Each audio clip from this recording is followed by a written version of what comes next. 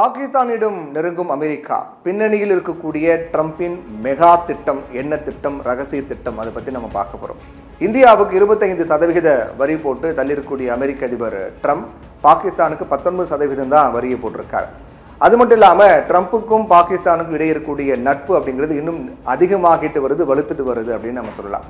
இதுக்கான முக்கிய காரணங்கள் சில இருக்குது. அதனால ஆதாயம் அமெரிக்காவுக்கு இருக்குது, ஆதாயத்தோடு தான் அவங்க அணுகிறாங்க. அது என்னென்ன காரணம் அப்படின்னா, பாகிஸ்தானுடைய பொருளாதார நிலை அப்படிங்கிறது நம்ம எல்லாருக்குமே தெரியும், அதில் பாதாளத்தை போயிட்டு இருக்கு. ரொம்ப பொருளாதார நெருக்கடி பாகிஸ்தானில் இருக்குது, அது ரொம்ப தள்ளாடிக்கிட்டு இருக்கு. இந்த நிலையில தான் பாகிஸ்தான் கிரிப்டோ கரன்சி தங்களுடைய நாட்டின் பொருளாதாரத்தை மாற்றும் அப்படின்னு பாகிஸ்தான் நம்புறாங்க. கிரிப்டோ கரன்சி நம்முடைய நாட்டின் பொருளாதாரத்தை மாற்றும், முன்னேற்றும் அப்படின்னு பாகிஸ்தான் நம்புறாங்க.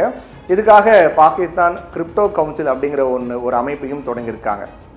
இந்த கவுன்சிலுக்கு முழுக்க ஹெல்ப் பண்ணுறது யாருன்னு பார்த்தீங்கன்னா, வேர்ல்டு லிபர்ட்டி ஃபைனான்சியல் அமைப்பு தான் அந்த கவுன்சிலுக்கு உதவுறாங்க. இந்த அமைப்பினுடைய பின்னணியில் யார் இருக்காங்க அப்படின்னா, ட்ரம்பினுடைய குடும்பம் தான் அந்த அமைப்பினுடைய பின்னணி. அந்த அமைப்பு தான் பாகிஸ்தானுக்கு கிரிப்டோ கரன்சி வாயிலாக உதவி பண்ணிட்டு வராங்க.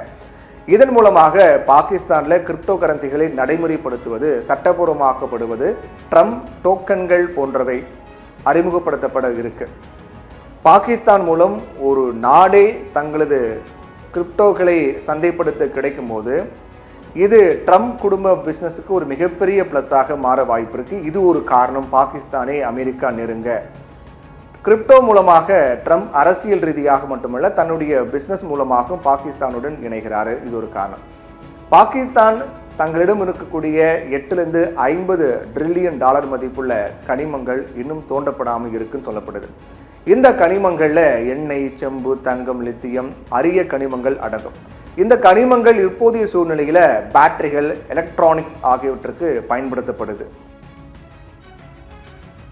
இந்த நிலையில தான் ட்ரம்ப் பாகிஸ்தானில் எண்ணெய் வளங்களை மேம்படுத்த உதவ இருக்கிறதா சொல்லியிருக்காரு. அதோடு நிற்காம இந்தியா கூட ஒரு நாள் பாகிஸ்தான் கிட்ட எண்ணெய்க்காக கையெழுந்து நிற்கலாம், பாகிஸ்தான் கிட்ட எண்ணெய் வாங்கக்கூடிய நிலை இந்தியாவுக்கு ஏற்படும் அப்படின்னு சொல்லியிருக்காரு. அமெரிக்கா பாகிஸ்தானுக்கு உதவும் போது அமெரிக்கா பாகிஸ்தானில் இருக்கக்கூடிய வளங்களை பயன்படுத்தும், இதில் மாற்றுக்கருத்தே கிடையாது.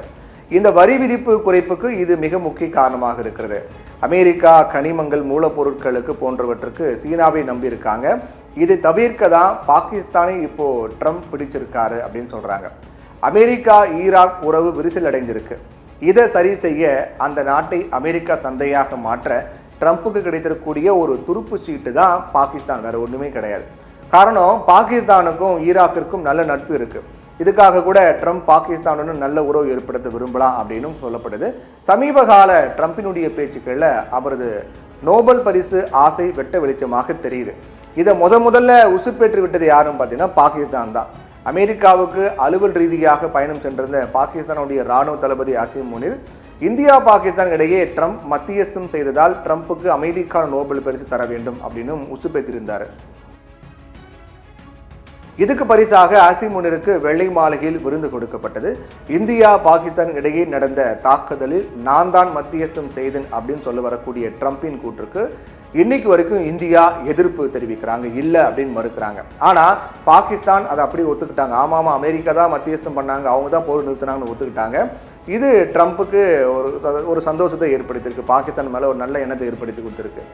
இப்போது ட்ரம்ப் சொல்லக்கூடிய ஒவ்வொரு விஷயத்தையும் பாகிஸ்தான் செய்கிறாங்க இல்லையோ ஏற்றுக்கிறாங்க அப்படிங்கிறத மாற்றுக்கிறது கிடையாது. ஆனால் அதனால தான் ட்ரம்ப்புக்கு பாகிஸ்தான் மேலே ஒரு சாஃப்ட் கார்னர் வந்திருக்கு.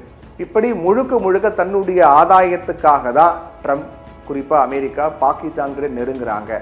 இது பாகிஸ்தான் நிச்சயமாக தெரிந்திருக்கும். இருந்தாலும் இப்போ இருக்கக்கூடிய சூழ்நிலையில் அமெரிக்காவின் ஆதரவு பாகிஸ்தானுக்கு அதிகமாக தேவை. அதனால் பாகிஸ்தானும் வேறு வழி இல்லாமல் சரண்டர் ஆகிறாங்க அப்படின்னு கூட நம்ம எடுத்துக்கலாம்.